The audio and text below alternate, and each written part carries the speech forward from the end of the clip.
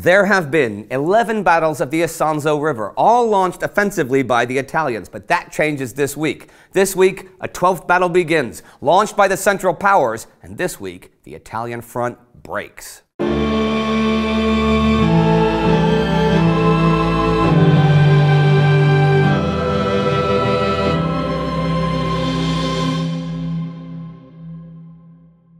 I'm Indy Neidell. Welcome to the Great War. Last week, the Germans continued Operation Albion, a combined air-land-sea offensive in the Gulf of Riga, while in the west, casualties for the 2.5 months of the ongoing Battle of Passchendaele were finally being tallied, and they were enormous. Plans were made to continue that battle when the weather improved, and plans were also made for a tank attack that would be the first of its kind. Action now began again on the Western Front this week, and it was begun by the French. In fact, they scored a big victory at the Battle of La Malmaison, which ran from the 23rd to the 26th. The French captured the village and the fort of La Malmaison and took control of the Chemin des Dames Ridge. This was a well-prepared, limited-scale attack, much like the Second Battle of Verdun 6 weeks ago. And it was partly designed to boost French morale after the disastrous spring offensive and the general mutiny of the summer. German artillery was outnumbered 3-1, and the French guns silenced the German ones. Also, the French saturated the Ailette Valley with gas, so the Germans could not bring forward supplies or evacuate the wounded. The preliminary bombardment had been 6 days long, and French aerial recon had identified the German infantry shelters, which were systematically destroyed. When the French infantry went over the top, still in darkness on the morning of the 23rd, there were 63 Schneider CA-1 and Saint-Chamond tanks with them. 27 of these got bogged down behind French lines in the mud. 15 more were stopped in no man's land or at the German front lines, but the other 21 reached the German second lines according to plan.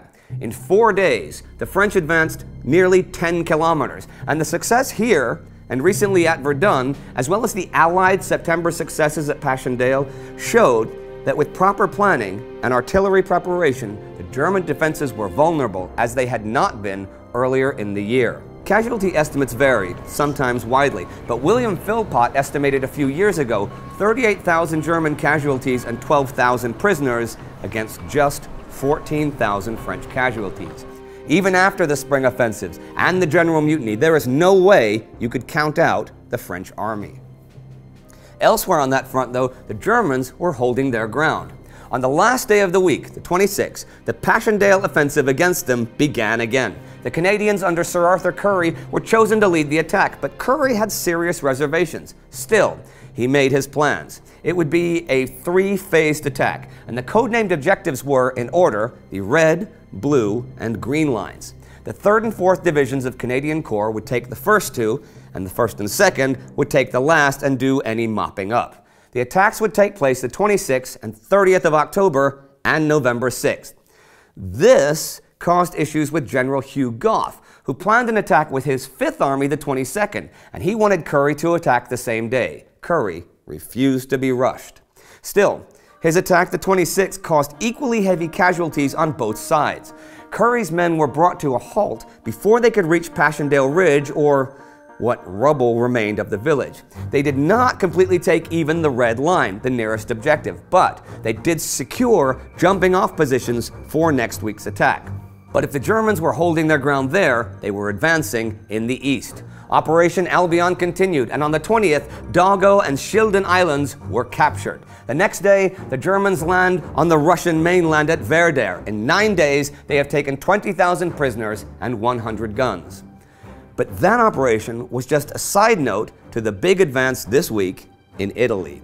Now, the 10th and 11th battles of the Isonzo River this summer had cost the Italians nearly 300,000 casualties, and the Austrians a couple 100,000, and both sides were begging their allies for help. Italian Army Chief of Staff Luigi Cadorna thought the impending collapse of Russia was going to free up Austria-Hungary to send all its armies against Italy. But the British and French only helped him with artillery. He also kind of ruled by fear at this point, and he was so certain his strategies were right that he didn't even listen to alternative opinions from his own intelligence services. By this time, he had fired 217 generals and 255 colonels, mostly for lack of offensive spirit. so standards were pretty low in the officer corps by this time. Austrian Emperor Karl, who was told by his general staff that his army could not handle another Italian assault, asked German Quartermaster General Erich Ludendorff for German aid. Ludendorff said no. Karl went right to the Kaiser, who intervened. A German general sent to the Italian front reported that the Austrian army was at the end of its rope. So Ludendorff created the German 14th Army with bits and pieces taken from the Baltic, Romania, and Alsace-Lorraine. He sent it to the Italian front under General Otto von Below with orders just to stabilize the Austrians with the most limited campaign he could manage. Ludendorff wanted his divisions back by December to prepare for the 1918 campaign against France.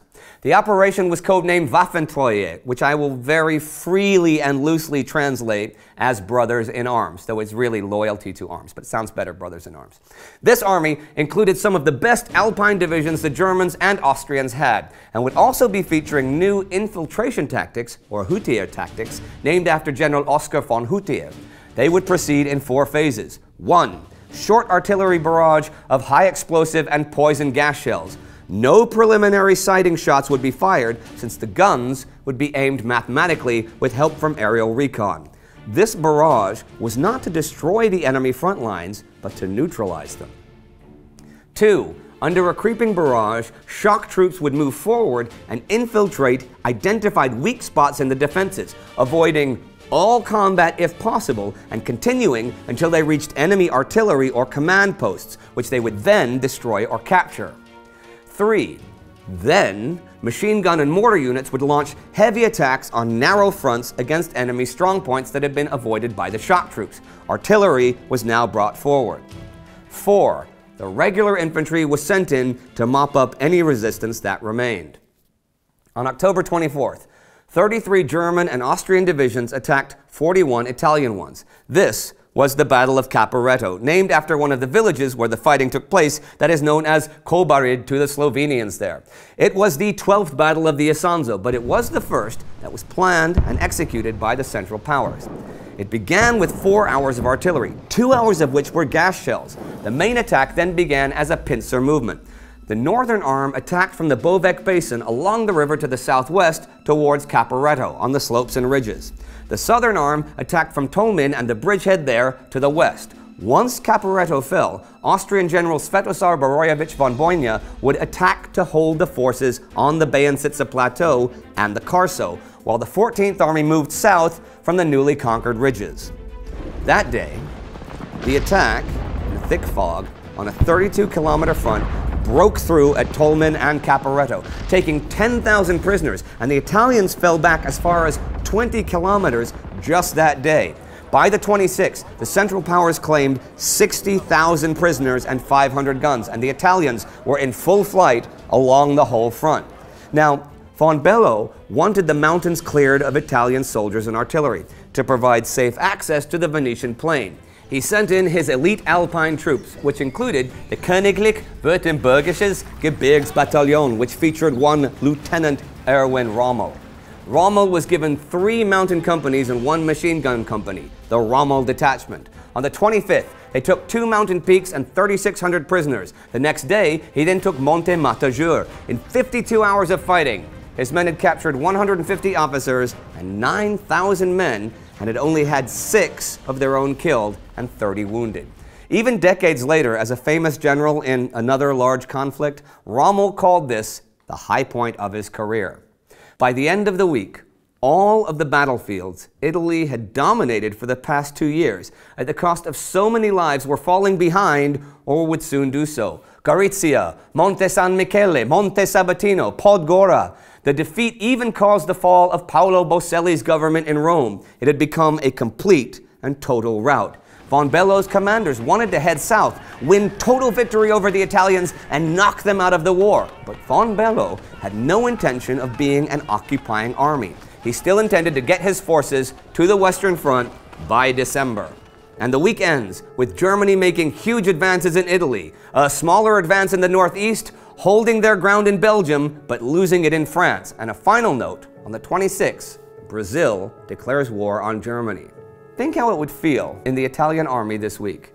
You'd sacrificed men in the hundreds of thousands to slowly take enemy territory.